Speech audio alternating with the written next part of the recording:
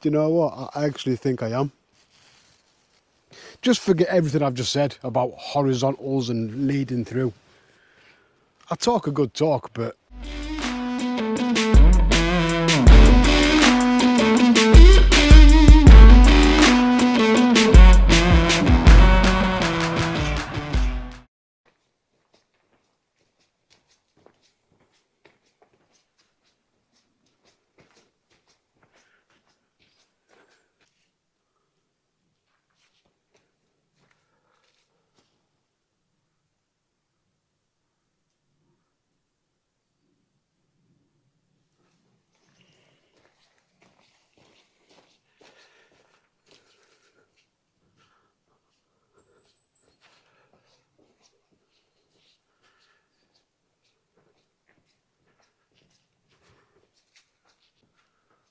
wow.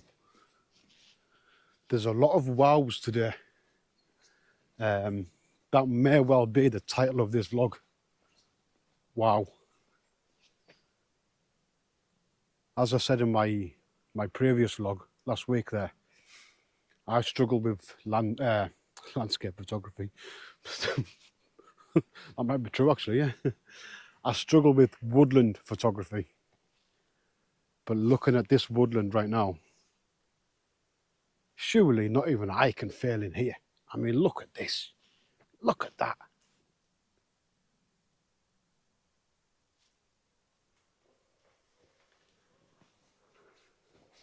Pine trees, silver birch, we've got everything.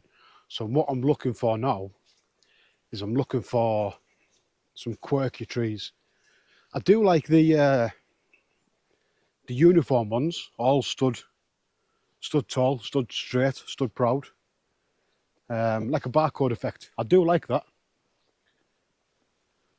But I'm looking for some quirky trees. I mean, there's a road going through here and I can actually hear water. So there's potentially a waterfall. So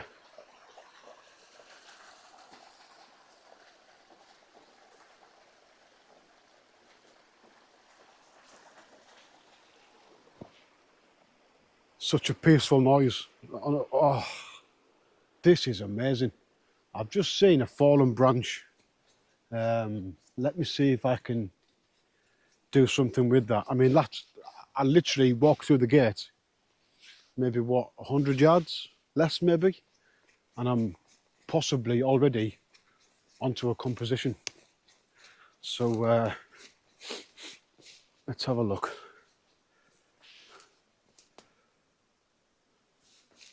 I think what I may do, it'll make it easier, I think. What the camera sees and what my eye sees are two different things.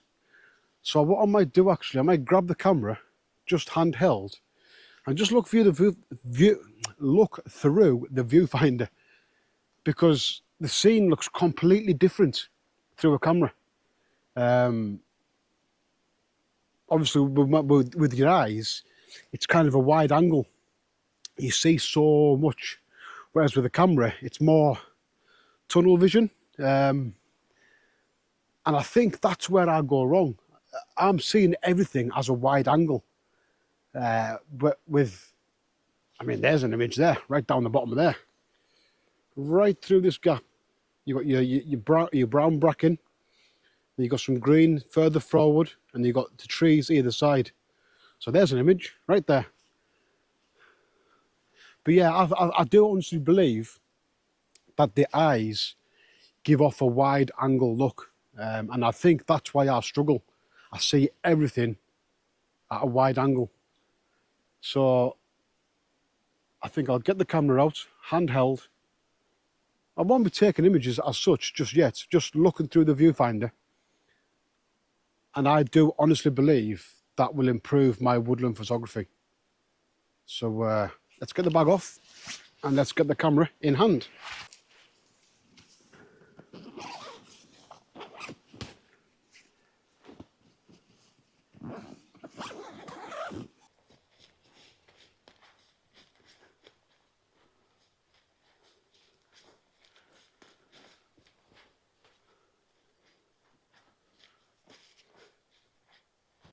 Now then, so when in woodland photography, you are going to come across mushrooms, and I have. I make no apologies for shooting it.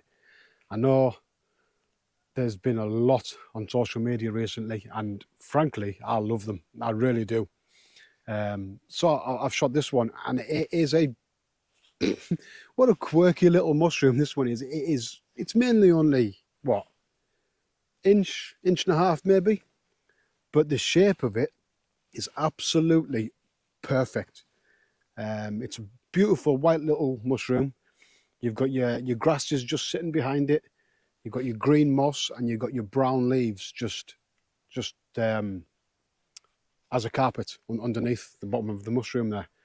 What a beautiful little mushroom. Now, I have got the tripod out because the shutter speed has got a bit slower. And I've also gone into manual focus. I do think sometimes, as I said earlier, that the autofocus sometimes hunts.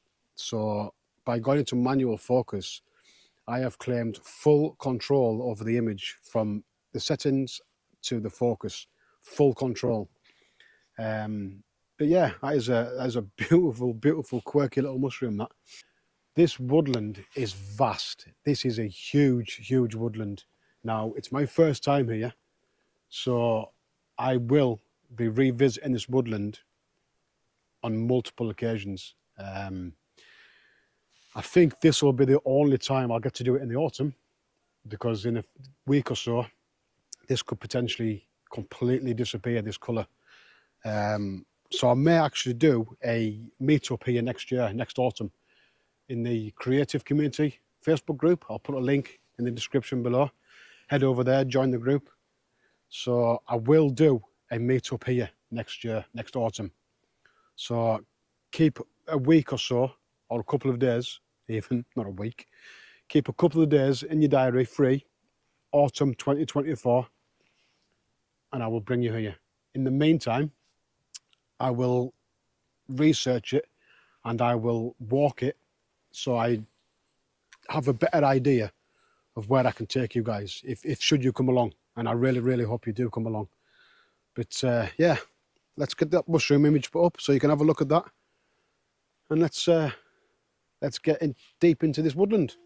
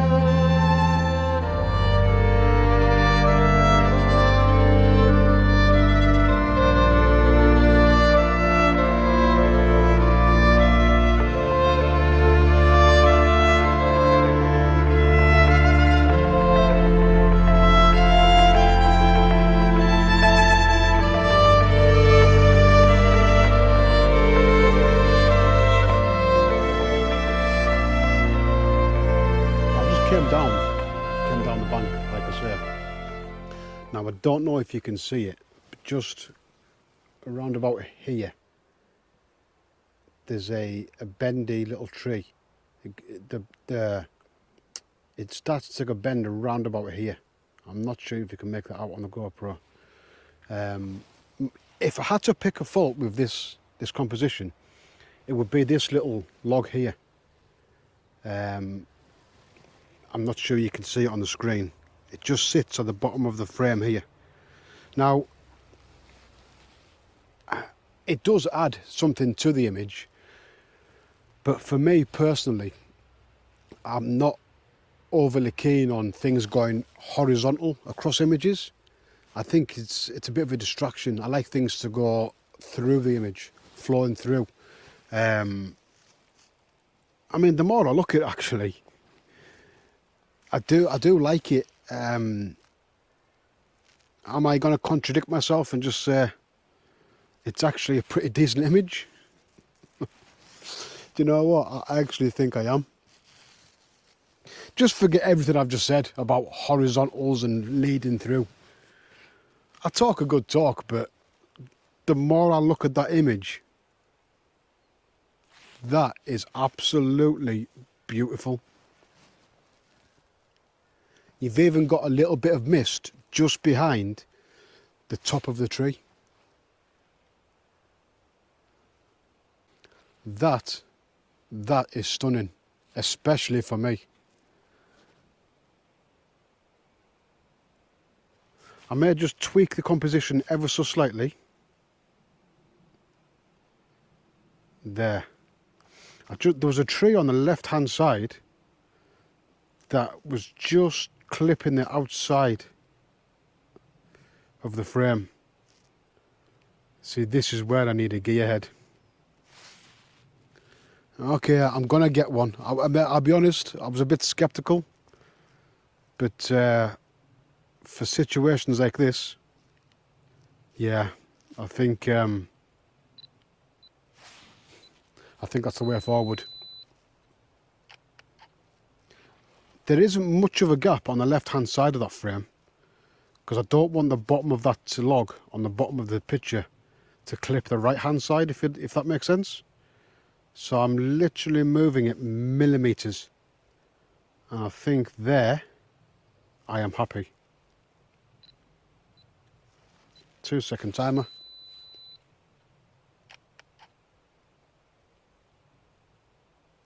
Do you know what? I really, really like that.